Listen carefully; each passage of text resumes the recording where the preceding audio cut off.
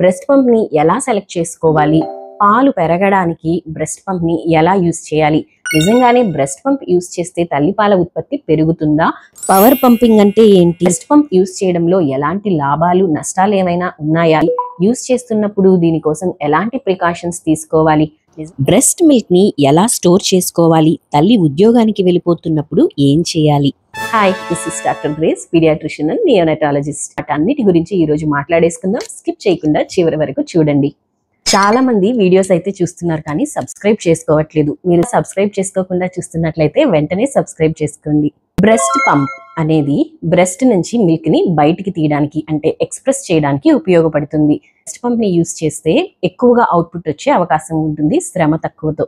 చేత్తో ఎక్స్ప్రెస్ చేస్తే అలసట వస్తుంది, తక్కువగా వస్తాయి, పంపింగ్ అనేది ప్రాపర్ గా ఉండదు.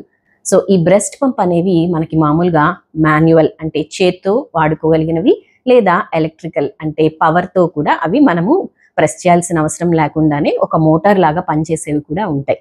మరి దేని వలన ఎలాంటి ఉపయోగాలు ఉన్నాయంటే, కొద్ది రోజులకే అనుకోండి, ఏదో తల్లికి బాగాలేదో, లేదో ఒక రోజు దూరంగా ఉండాలి, ఒక పూట బయటికి వెళ్ళాలి, అలాంటప్పుడు మాన్యువల్ ఉపయోగించిన ఏ ప్రాబ్లం ఉండదు. కాకపోతే మాన్యువల్ ఉపయోగించేటప్పుడు కాస్త చేయి నొప్పి రావచ్చు, కొంచెం పాలు బయటికి తీయడంలో తక్కువగా వచ్చే అవకాశం కూడా ఉంటుంది. అదే ఎలక్ట్రికల్ పంప్ అయితే మన శ్రమ లేకుండానే పాలు అనేవి బాగా బయటికి మనము ఎక్స్ప్రెస్ చేయొచ్చు అనమాట. కొందరికి ఉన్న డౌట్ ఏంటంటే, ఎలక్ట్రికల్ వాడేస్తే దానివల్ల బేబీకి ఏదైనా హెల్త్ ప్రాబ్లం అవుతుందా అని. అలాంటి ప్రాబ్లం ఏమీ కాదు, మీరు భయపడాల్సిన అవసరం లేదు. ఎక్కువ రోజులు మనం బ్రెస్ట్ పంప్ ని వాడాలనుకుంటున్నాము అన్నప్పుడు ఎలక్ట్రికల్ బ్రెస్ట్ పంపే చాలా మంచిది. ఎలక్ట్రికల్ బ్రెస్ట్ పంప్ వాడటం వలన తల్లి పాల సప్లై పెరుగుతుందా అని అడుగుతున్నారు. వాస్తవానికి బేబీ డైరెక్ట్ గా మదర్ బ్రెస్ట్ ని సక్ చేయడం కన్నా మించిన స్టిమ్యులస్ మిల్క్ ప్రొడక్షన్ కి ఏదీ లేదు.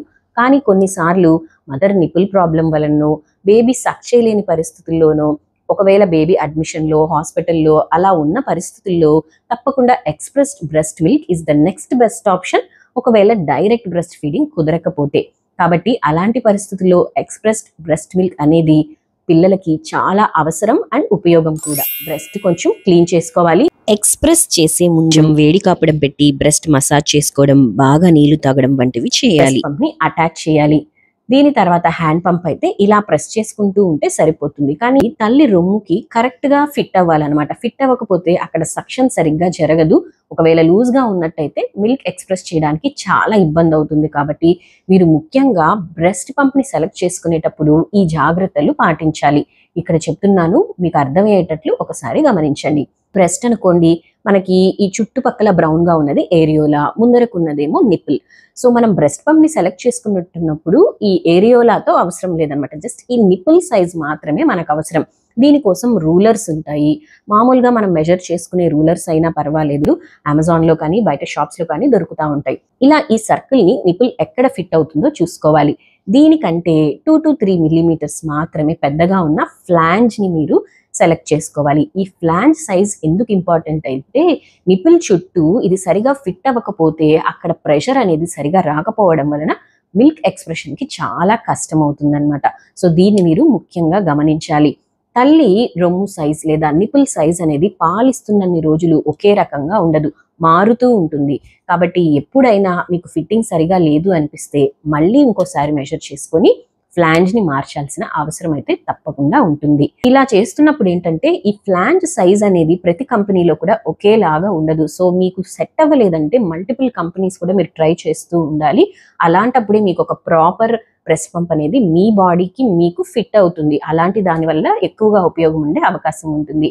కరెక్ట్ సైజ్ ని సెలెక్ట్ చేసుకున్నట్లయితే చాలా ఉపయోగంగా ఉంటుంది. మిల్క్ ఎక్స్ప్రెషన్ అనేది సులభంగా అవుతుంది, ఎక్కువగా అయ్యే అవకాశం కూడా ఉంటుంది. ఎక్స్ప్రెస్డ్ బ్రెస్ట్ మిల్క్ అనేది ఓన్లీ మీరు డైరెక్ట్ గా ఫీడ్ చేయలేని పరిస్థితుల్లో మాత్రమే వాడితే మంచిది.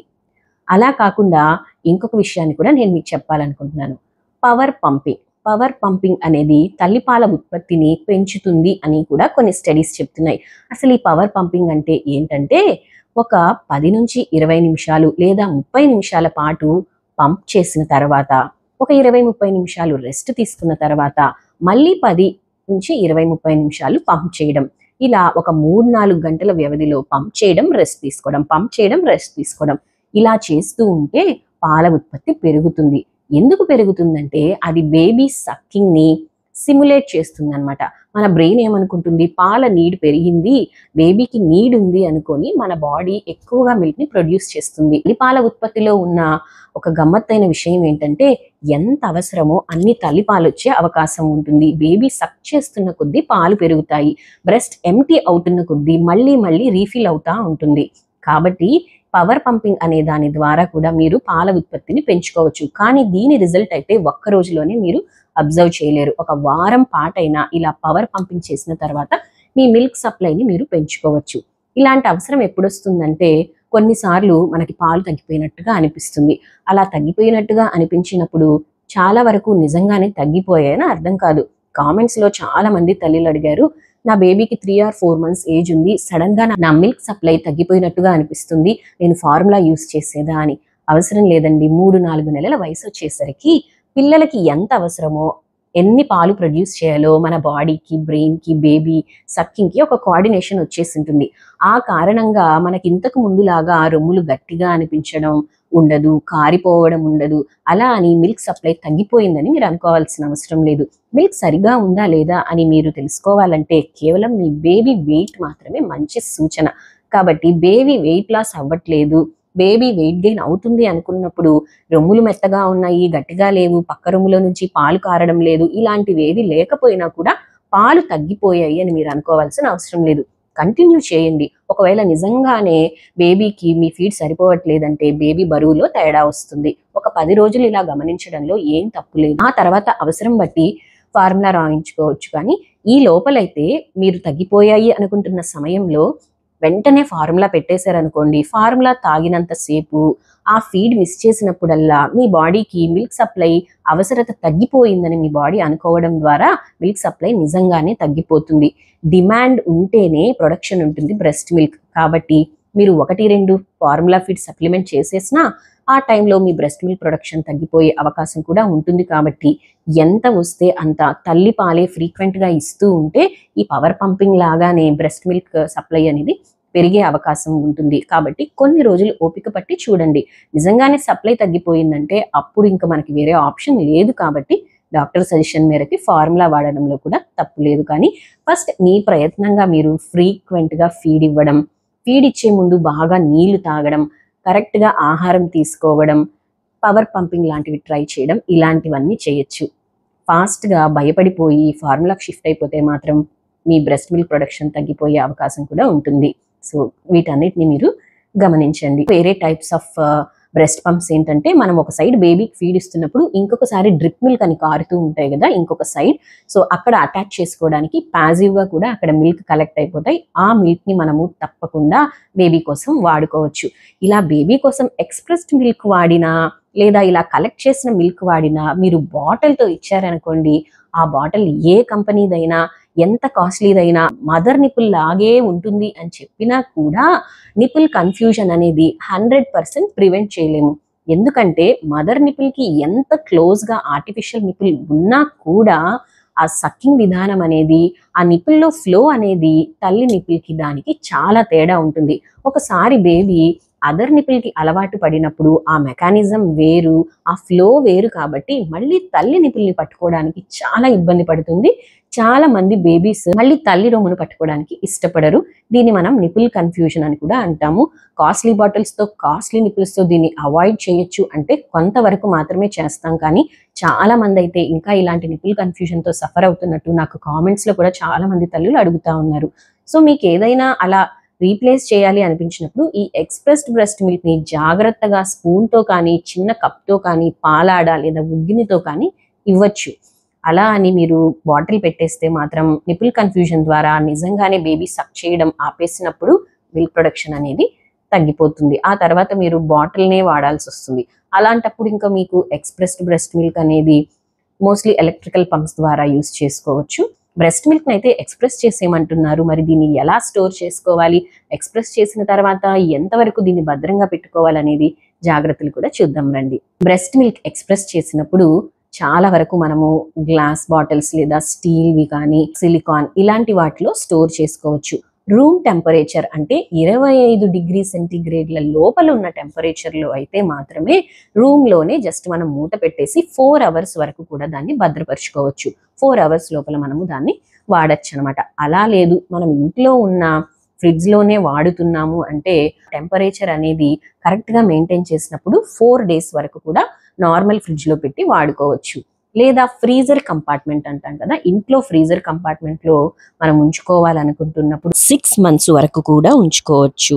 అలా కాకుండా సపరేట్గా ఫ్రీజర్స్ ఉంటాయన్నమాట. మిల్క్ బ్యాంక్స్లో అలా వాడేవి డీప్ ఫ్రీజర్స్ అంటాము.